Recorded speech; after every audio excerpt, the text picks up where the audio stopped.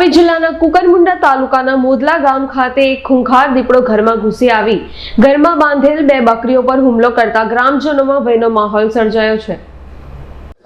તાપી જિલ્લાના કુકરમુંડા તાલુકાના મોદલા ગામમાં ગતરોજ વહેલી સવારે આશરે 5 વાગ્યાના અરસામાં ખોરાકની શોધમાં એક ખૂંખાર દીપડો નીકળી આવ્યો હતો, જે ખૂંખાર દીપડાએ ગામના પશુપાલક ઉદયસિંહભાઈ લાખાભાઈ વળવીની 2 પાલતુ બકરીઓ ઉપર હુમલો કરી ગામની નજીકમાં આવેલ ખેતરો તરફ ખેંચી લઈ જતો હતો। તે દરમિયાન પશુપાલક સહિત ફળિયાના લોકો બૂમાબૂમ કરતા ખૂંખાર દીપડો બકરીને છોડી ખેતરમાં ભાગી ગયો હતો, જે ખૂંખાર દીપડાના હુમલાથી બંને બકરીઓનું મોત નીપજ્યું હતું। કુકરમુંડા તાલુકામાં છેલ્લા કેટલાક સમયથી ખૂંખાર દીપડાનો આતંક યથાવત છે।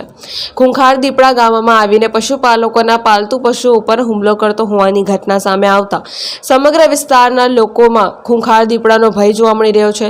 ત્યારે મોદલા ગામની સીમામાં ફોરેસ્ટ વિભાગ દ્વારા આ ખૂંખાર દીપડાને પકડી પાડવા પાંજરું મૂકવામાં આવે એવી માંગ ઉઠી છે। હું રવિભાઈ વસાવા મોદલા ગામનો રહેવાસી છું। આજ રોજ આશરે સવારના 5:30 વાગ્યાના ગાળામાં અમારા ગામમાં એક ખૂંખાર દીપડો ઘૂસી આવ્યો હતો અને તેમણે આજે અમારા ગામમાં 2 બકરીઓ, એક નાની બકરી અને એક મોટી બકરી, 2 બકરીઓને ફાડીને ખાઈ ગયેલ છે।